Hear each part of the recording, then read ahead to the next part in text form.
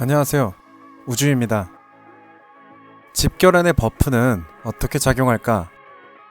화이트아웃 서바이벌이 3년이 넘게 서비스가 되고 있고 전투 보고서에 관해서 디테일이 공개되지는 않았지만 여러가지 의견들이 있죠. 그 중 하나가 집결안 버프에 관한 것일 텐데요. 거의 정설로 굳혀진 오늘의 간단한 이야기를 하고자 합니다. 새로운 서버에서 시작하면 보통 제시, 제셀, 서윤 등의 집결 첫 번째 영웅에 대해서 이야기를 합니다. 앞 서버에서 플레이했던 사람들이 종종 새로운 계정을 만들어서 경험에 의한 정보들을 주곤 하는데요. 시간이 지나면 영웅들이 많이 나오고 원정 첫 번째 스킬에는 유니크한 스킬들이 들어가는 경우도 있죠. 오늘 얘기와는 다른 얘기지만 앞으로도 중요한 주제가 될 것 같아서 미리 말하자면 이 게임에서 공성과 수성은 다른 개념이 아닙니다.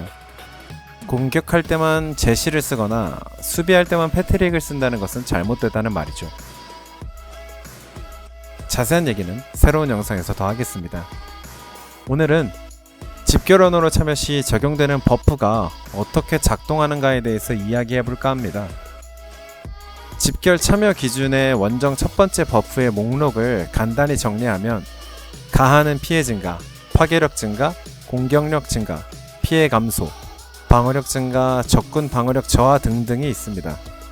여기서 몇 가지로 압축하자면 가하는 피해 증가와 파괴력 증가는 같은 속성이고 공격력 증가는 다른 속성입니다.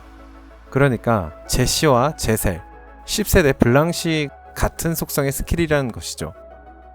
그래서 오늘은 서로 다른 속성인 가하는 피해 증가, 즉 파괴력 증가와 공격력 증가 스킬을 가진 제시와 서연으로 실험해봤습니다.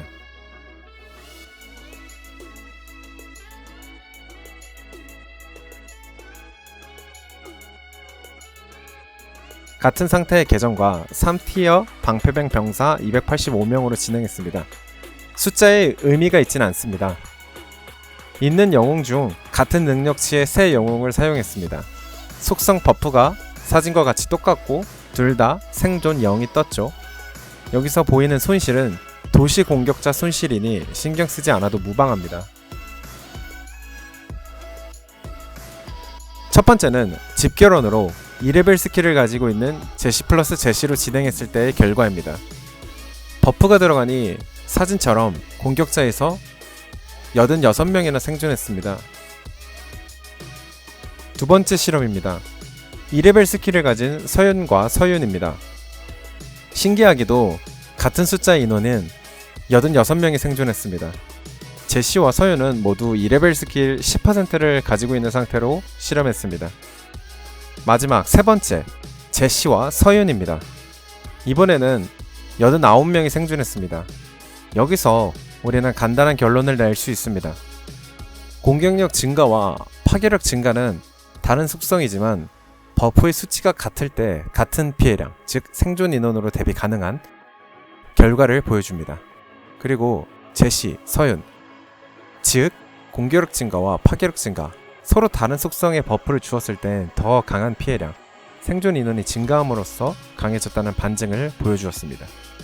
여기서 알 수 있는 결론은 공격력 증가, 공격력 증가, 공격력 증가, 공격력 증가보다 공격력 증가, 파괴력 증가, 적군 방어력 저하, 일반 공격 피해 증가가 더 좋은 결과를 낼 수 있다는 걸 뜻하죠. 영웅으로 치환해서 표현하자면 4제시보다 제시, 서윤, 핸드릭, 레이나가 더 좋은 결과를 낼 수 있다는 걸 뜻합니다. 게임의 후반부로 진행할수록 원정 첫 번째 스킬 중엔 각 병과별로 특수한 버프를 주는 스킬들도 많습니다. 캐슬을 수성할 때 유튜브를 통해서 다른 서버의 집결원들 상태를 보시면 섞어서 쓰는 것을 볼 수 있습니다. 많은 경험과 실험 그리고 실전에서의 보고서를 통한 쌓이는 데이터라고 생각됩니다. 오늘은 실험의 표본은 적지만 계속 같은 결과값을 보여줄 거라고 생각합니다.